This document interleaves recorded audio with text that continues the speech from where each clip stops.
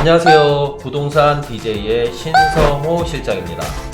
2023년 개묘년 흑토끼의 해인데 부동산 정책이 지금 많이 바뀌었죠. 그런데 이제 일을 하면서 지금 많이 문의를 주시는 게 부동산 세법이 좀 많이 바뀐 거, 취득세, 그다음에 양도세, 주택 임대사업 부활에 관련된 것 같은 거를 물어보시는 것들이 좀 많이 있더라고요. 그래서 그거에 대해서 조금은 간단하게 소개하는 시간을 좀 갖고자 이 시간을 마련했습니다.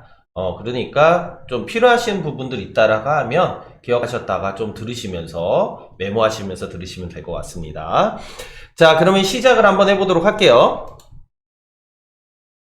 자, 발표는 2022년 12월 21일 날, 기획재정부를 통한 국토부를 통해서 지금 많이 발표가 됐습니다. 그래서, 정부가 취득세 중과 완화한다라고 하면서 발표를 했고, 올해 1월 달에도 지금, 일시적 1가구 2주택에 관련된 내용들 같은 경우도 지금 발표를 하고 있고, 규제 완화를 지금 점진적으로 정부에서 많이 하고 있는 상황이에요.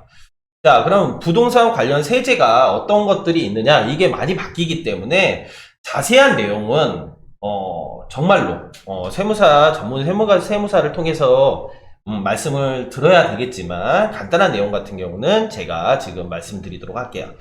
자, 취득할 때 부동산 관련 세제 같은 경우는 취득할 때 내는 취득세가 있을 거고요.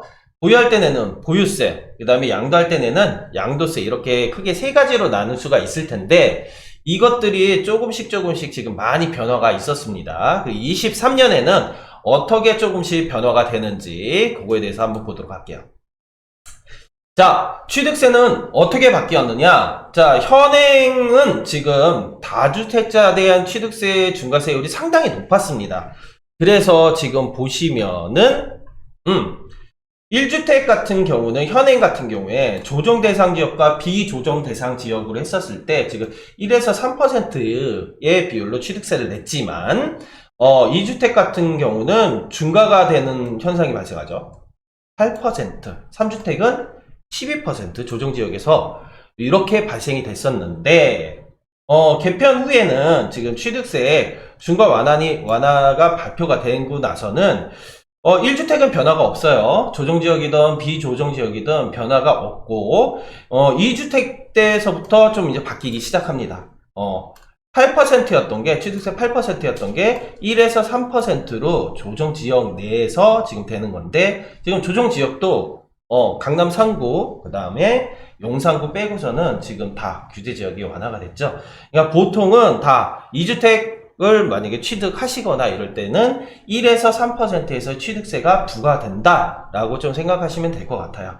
비조정 대상 지역도 1에서 3%고 좀 이게 아쉽습니다. 그러니까 문재인 대통령 이전에는 조정 대상 지역이든 비조정 대상 지역이든 간에 1에서 3%였는데 2020년 이후로 돌린다라고는 얘기했는데 지금 우선은 구분은 해놨어요. 그런 게 있고, 자, 3주택인 경우에는 기존에는 12%였죠. 조정 대상 지역은. 그런데 요게 6%로 비조정 대상 지역은 8에서 4%로 완화가 되었고요. 4주택 법인 같은 경우는 12%다 조정지역이든 비조정지역이든 12%인데 이게 6%로 지금 완화가 되었습니다. 자, 그 취득세가 이렇게 해서 지금 완화가 됐는데 요것은 2023년부터 실제 취득가액에 따라서 취득세를 납부하게 됩니다. 그 전에는 우리가 말하는 시가 표준액으로 소위 말하는 공시지가라고 좀 보시면 돼요.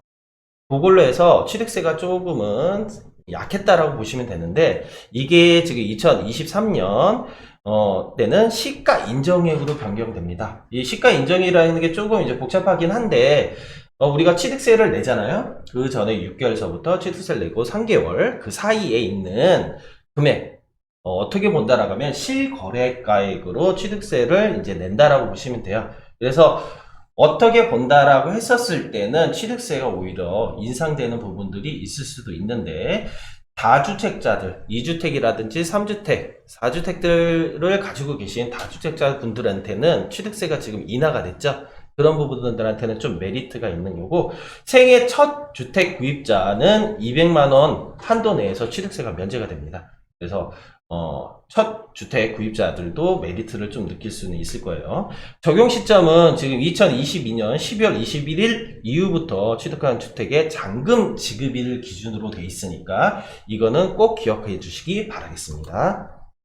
자, 그럼 양도세는 어떻게 바뀌었는지 우리가 또 이제 알아봐야 될 것 같은데요. 지금 단기 양도세율로 또 이제 한번 봐야 되고, 그 다음에 이제 우리가 양도세 중과 부분하고 이렇게 두 부분으로 좀 나눠가지고 좀 보도록 할 거예요. 그래서 첫 번째 보면은 단기 양도세율 같은 경우는 2020년 이전 수준으로 환원한다라고 되어 있죠. 현행은 지금 뭐 1년 미만의 주택을 이제 구입하셨다가 뭐 어떤 뭐 피치 못할 사정이나 아니면 계획이 있어서 뭐 파신다라고 하셨을 때 같은 경우는 분양권 같은 경우는 1년 미만은 70%, 그 다음에 1년 이상은 60%, 그 다음에 주택하고 입주권 같은 경우는 70%하고 60%로 이렇게 되어 있었는데, 이게 지금 이제 개선이 된 거예요. 그래서 1년 미만으로 지금 됐을 때, 파신다라고 하시더라도, 70%에서 45%로 지금 변경이 된 거고요. 1년 이상은 폐지가 됐어요. 그러니까 이제 양도세, 주택 수에 따라서 기본 세율 맞춰서 하시면 되는 거고, 주택 입주권 같은 경우에도 지금 1년 미만 70%였던 것이 지금 45%로 하고, 요것도 또 1년 이상은 폐지가 됐습니다.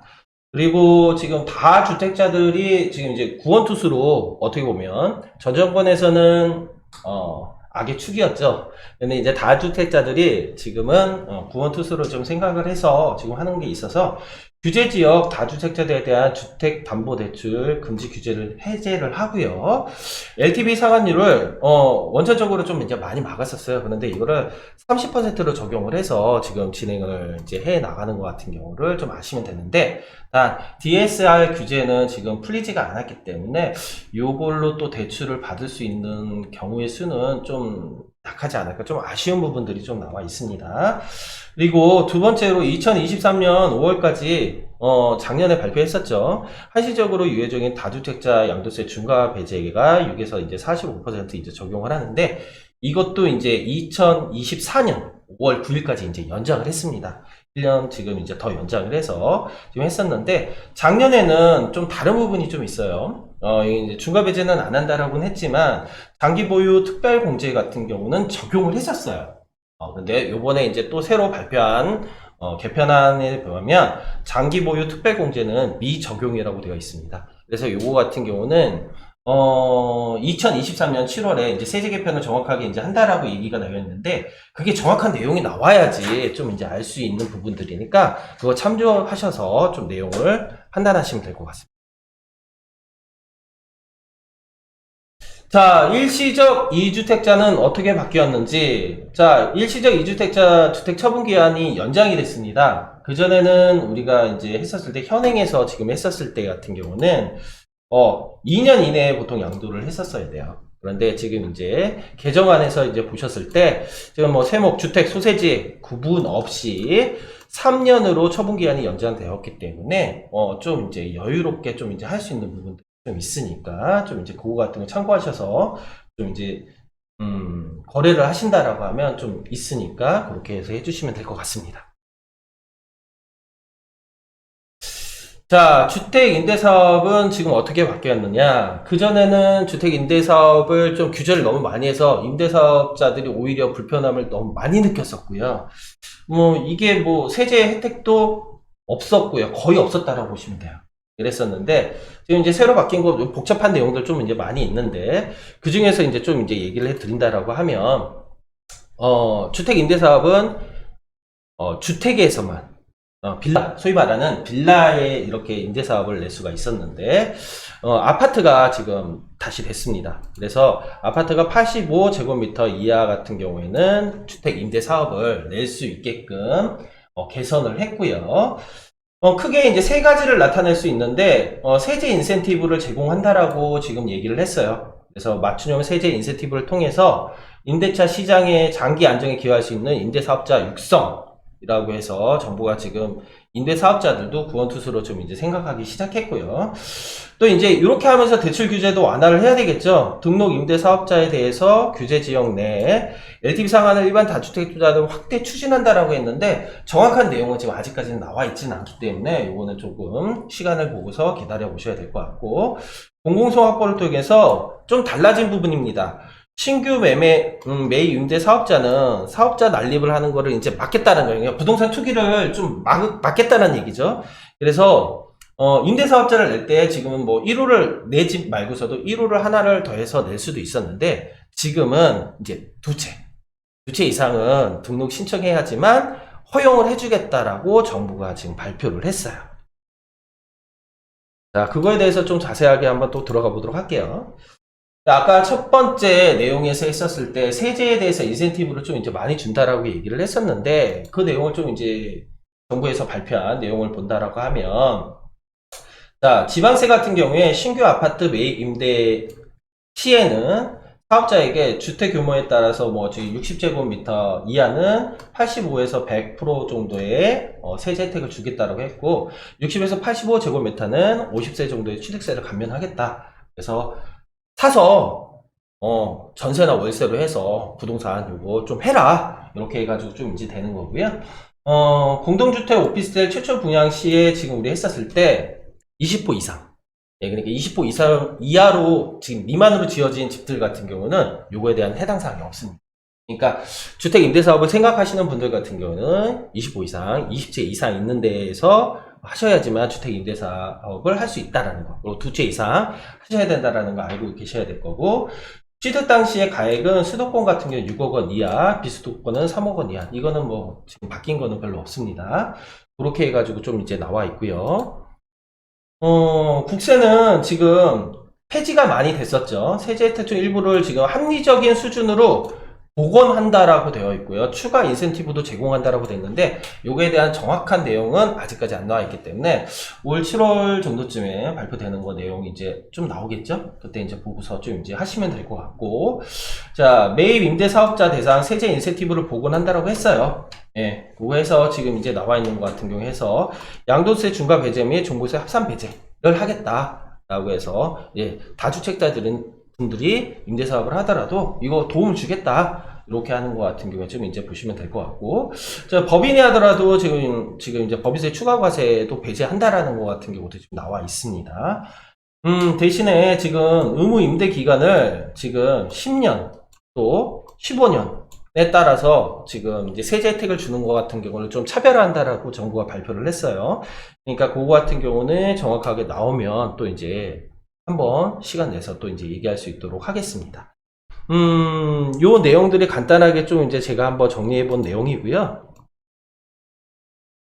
항상 성공적인 투자 기원하고요. 궁금하신 내용이나 이런 것들 있다라고 하면 언제든지 전화 지금 나와 있죠. 전화 문의 주신다라고 하면 아는 범위 내에서는 성심성의껏 대답해 드릴 테니까 전화 부탁드리고, 2월 달부터는 저희 이제 무료 세미나 목요일 날 실행을 합니다.